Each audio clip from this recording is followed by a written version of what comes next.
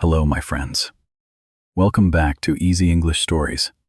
I hope you are having a peaceful and wonderful day. Today, I want to tell you a very special story. It is the story of Canada.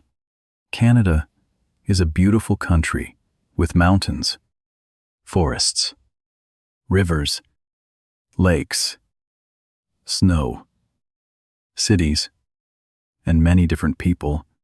But today, we will not only talk about beautiful places, we will learn how Canada slowly became the country we know today. This story will help you practice your English listening, learn useful words, and understand history in simple English. So sit back, relax, listen carefully, and enjoy the story. Canada was not born in one day. Before Canada had a flag, before it had a capital city, and before it had one government, this land already had a long story. For thousands of years, many Indigenous peoples lived here. They had their own languages, homes, tradition, and ways of life. Later, people from Europe arrived. The French came. The British came. They explored the land, built settlements, traded, and competed for power.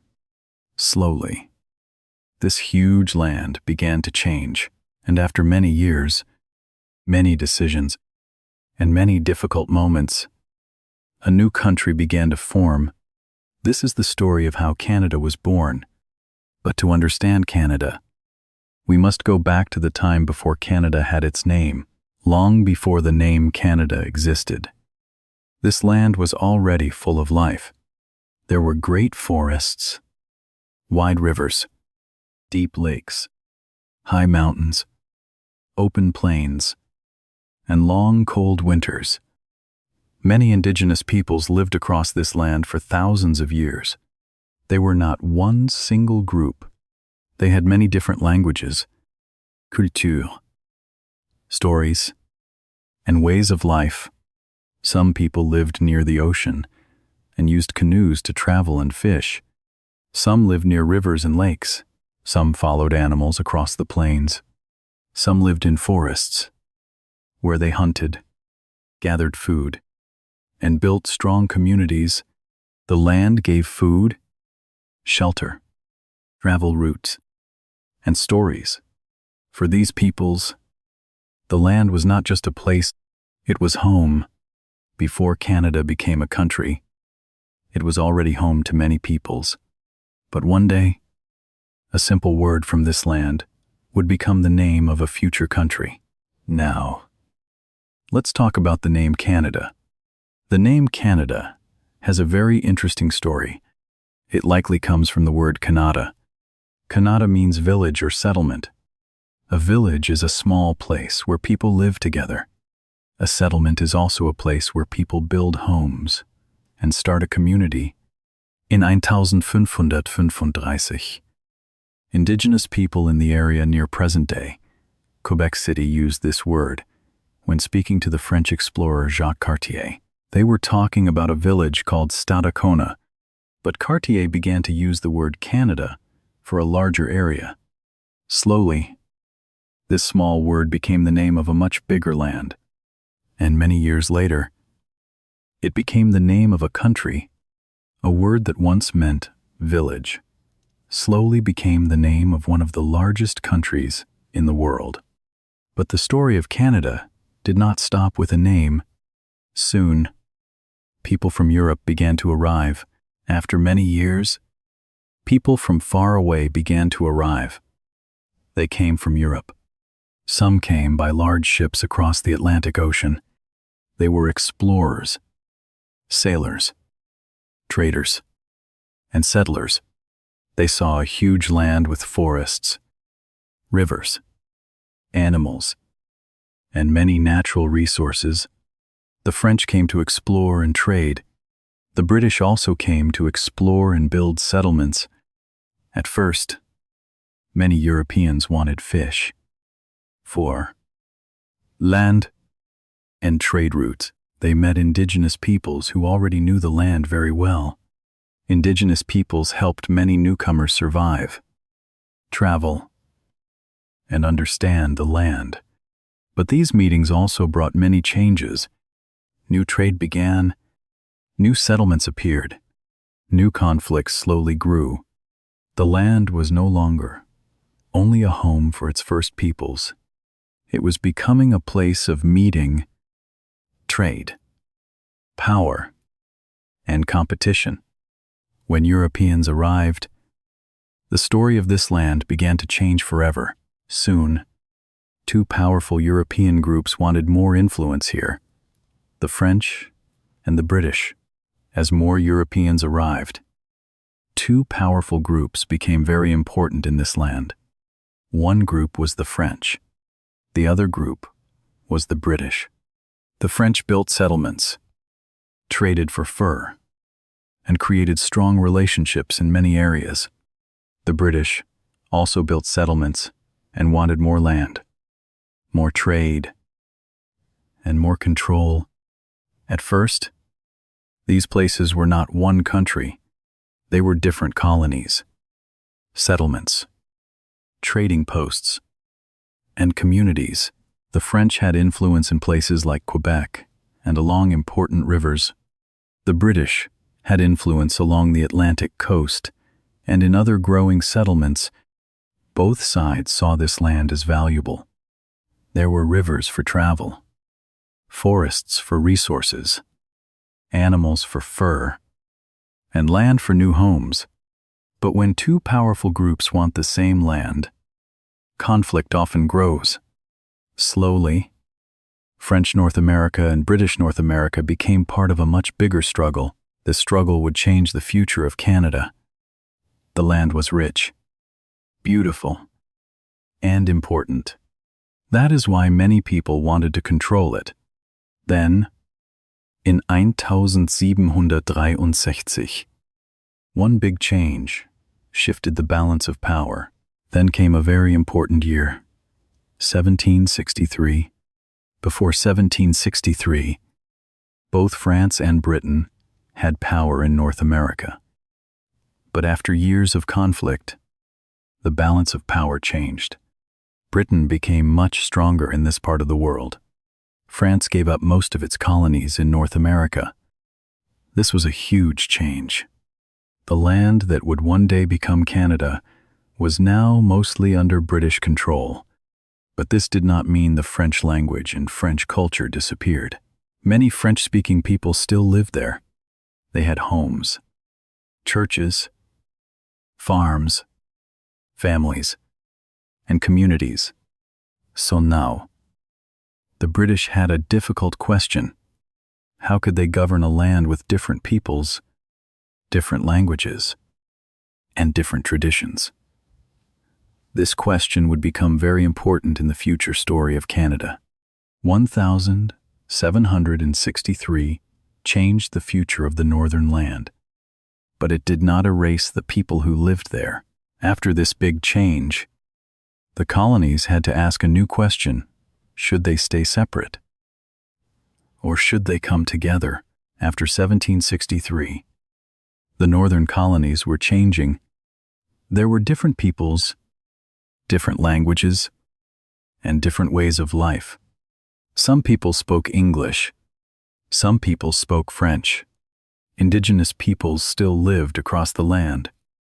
With their own communities and traditions, the colonies were growing. But they were also separate. Each colony had its own problems. They needed better roads, better trade, stronger defense, and more stable government. They also worried about the powerful country to the south, the United States. If the colonies stayed separate, they might be weak. But if they came together, they could be stronger. They could trade more easily. They could build railways. They could defend themselves better. And they could create a new political future. Slowly, leaders began to discuss a big idea. Maybe the colonies should not stay separate. Maybe they should become one union. This idea was not simple. There were many questions, many fears, and many different opinions.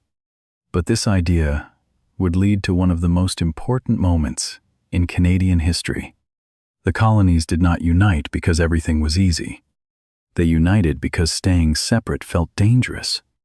And then, in 1867, this idea became real. Canada was born through Confederation.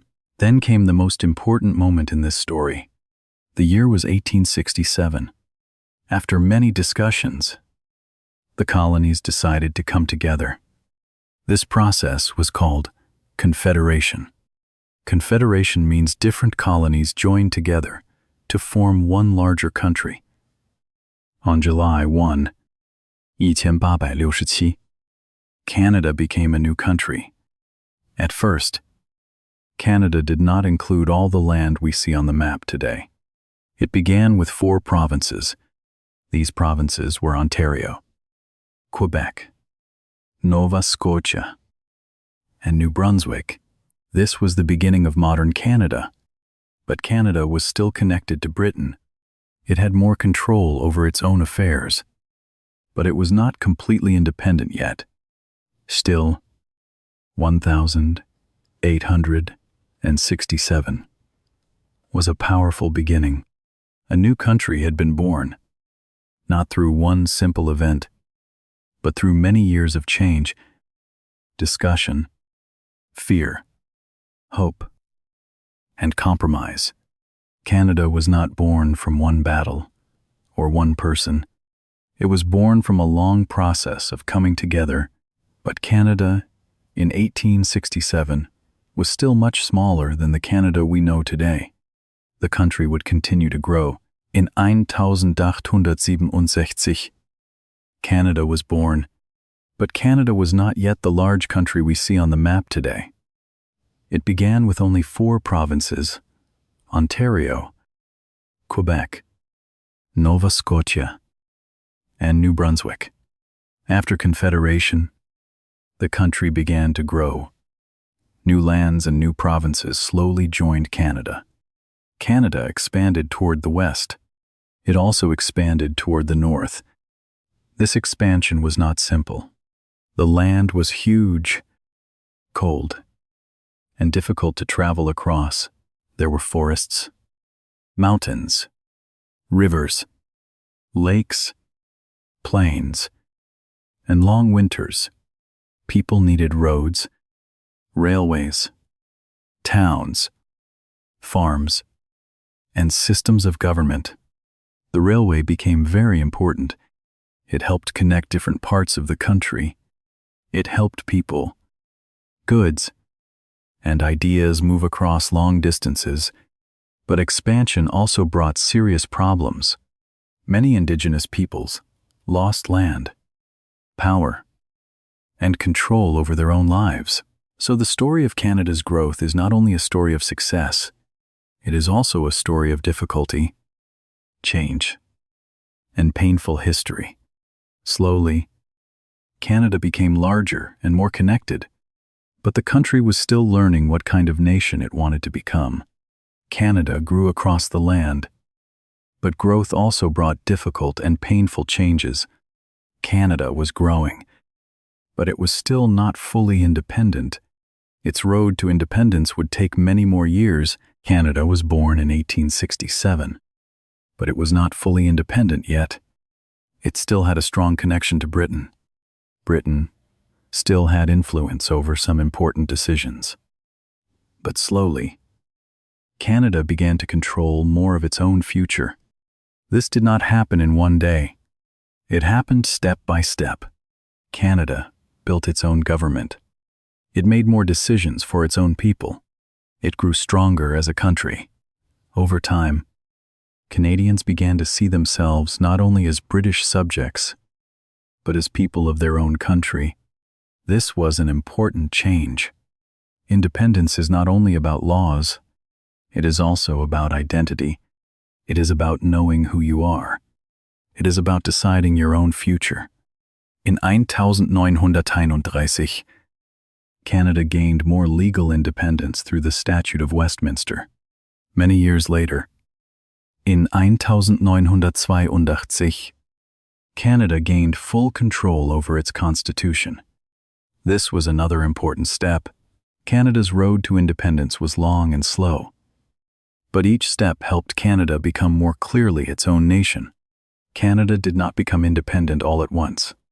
It became independent slowly, through time, choice, and identity. After this long journey, Canada became the modern country many people know today. Today, Canada is one of the largest countries in the world. It has great mountains, deep forests, wide rivers, cold northern lands, and many beautiful lakes. It also has modern cities, busy streets, universities, businesses, and people from many different backgrounds. Canada is known for its diversity. People from many cultures live there. Many languages are spoken in homes, schools, and communities. But Canada has two official languages, English and French. This shows an important part of Canada's history. The story of French Canada and British Canada did not disappear. It became part of modern Canada's identity. Canada is also a country that continues to think about its past. The history of Indigenous peoples is an important part of the country's story. Canada's history includes beauty, growth, cooperation, conflict, and painful mistakes. Understanding this history helps us understand Canada more deeply. Canada was not created in one simple moment. It was shaped by land, people, language, culture, conflict, compromise, and time. And that is why the story of Canada is not only a story about a country, it is also a story about how people learn to live together. Modern Canada is the result of many histories meeting in one land. So, what can we learn from the story of Canada? Let's think about the lesson behind this history. So, what can we learn from the story of Canada? One lesson is these countries are not built in one day. They are built slowly, through people, choices, problems, and time.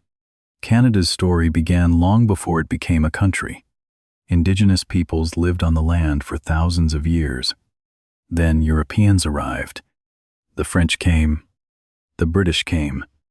Different peoples, languages, and cultures met on the same land. Sometimes they cooperated. Sometimes they competed. Sometimes they made painful mistakes. But over time, Canada became a country shaped by many histories. This teaches us something important. A country is not only land on a map. A country is people, memory, language, culture, and identity. To understand a country, we must understand its story. And when we learn history in English, we do two things at the same time. We improve our English, and we understand the world more deeply. A country is not only a place on a map, it is a story of people, memory, and time. Now, let's finish our story and practice a few important English words from today's lesson, and that is the story of how Canada was born. Canada did not begin in one day. It was shaped slowly by land, people, languages, cultures, conflict, cooperation, and time. We learned that Indigenous peoples lived on this land long before Canada became a country. We learned how the name Canada came from a word meaning village or settlement. We learned about the French, the British, Confederation, expansion, and independence. And we also learned something important about English. When you listen to a story in English, you do not only learn words, you learn how English sounds. You learn sentence patterns. You learn history, ideas, and emotions. So, if this story was useful for you, listen to it again. The second time, you will understand more. The third time, you will remember more words. And slowly, your English listening will become stronger. Now, I have one question for you. What did you learn from the story of Canada? Please write your answer in the comments. You can write one simple sentence in English. For example, I learned that Canada was born slowly. If you enjoyed this story, please like this video and subscribe to Easy English Stories. Thank you for listening. Keep practicing, keep listening, and I will see you in the next story. Every country has a story, and every story can help us learn English.